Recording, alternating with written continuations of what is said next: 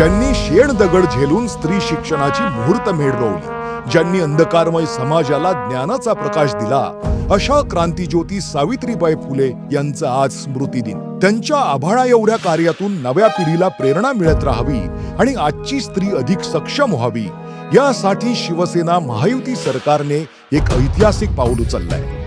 सावित्रीमाईंचे जन्मगाव नायगाव येथे त्यांचं भव्य स्मारक आणि माता भगिनींच्या सक्षमीकरणासाठी महिला प्रशिक्षण केंद्र उभं राहतंय. सोबतच क्रांतीसूर्य महात्मा फुले यांच्या कडगुण गावीही त्यांच्या कार्याला साजेसं भव्य स्मारक उभारलं जातंय. त्यासाठी यंदाच्या अर्थसंकल्पात महायुती सरकारने भरीव तरतूद केली आहे. स्त्री शिक्षण आणि समाज सुधारणेसाठी आयुष्य वेचणाऱ्या ज्ञानज्योती सावित्रीमाईंना स्मृतिदिनी विनम्र अभिवादन.